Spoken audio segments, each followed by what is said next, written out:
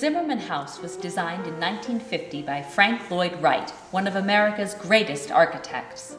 Wright is best known for his larger commissions like Falling Water, the home that sits atop a waterfall in Bear Run, Pennsylvania, and the Solomon R. Guggenheim Museum located in New York City, a spiral building with a continuous ramp curling around an open central space.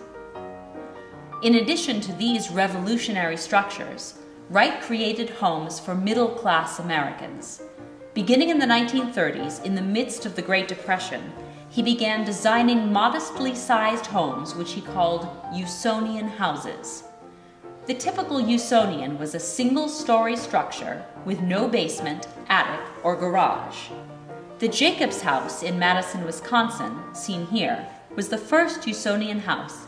Designed in 1936, it cost less than $6,000. Wright continued to design Usonian houses for the next 2 decades, well into his 80s. After World War II, there was a great demand for affordable housing, and Wright produced more Usonians than ever. This is where Dr. Isidore and Lucille Zimmerman enter our story.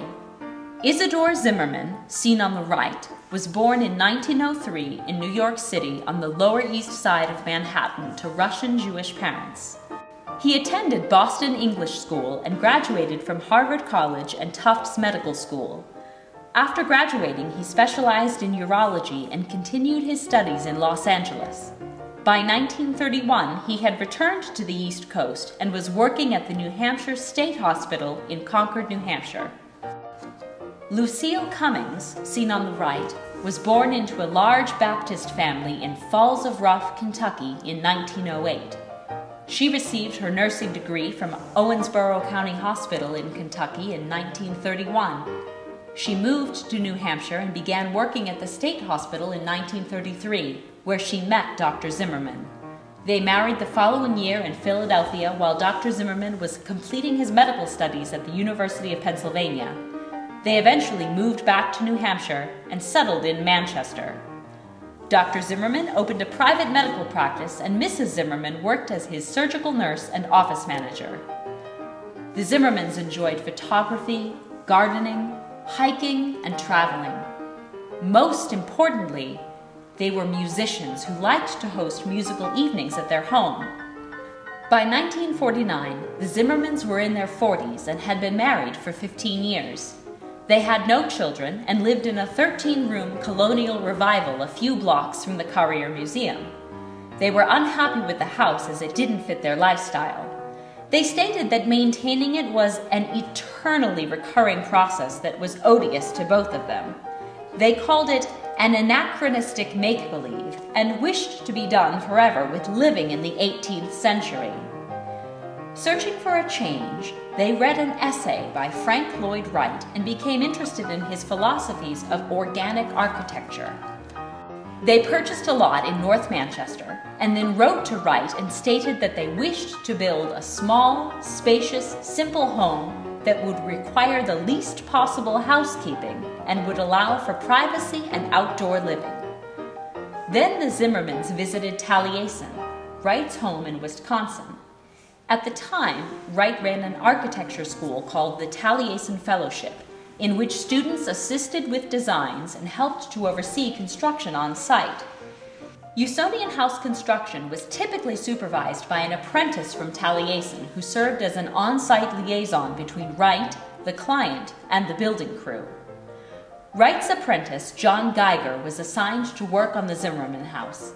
Geiger lived with the Zimmermans for 11 months and was paid $50 a week plus room and board.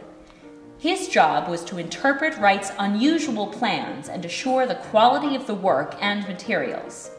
Because of Geiger's attention to detail, the Zimmerman house is an exceptional example of Usonian architecture. Dr. and Mrs. Zimmerman moved into the house in the spring of 1952. They were thrilled and wrote to Frank Lloyd Wright, "We are now living in the new house, an experience we would not miss for all the monetary riches in the world. The beauty of the house defies verbal description, while utility is so married to the beauty that the two become one."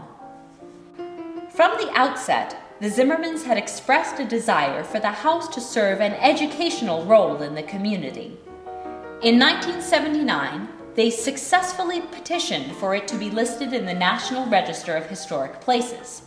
Their nomination states, "We have always welcomed all architects, architectural historians, artists, and everyone interested in Frank Lloyd Wright to our house.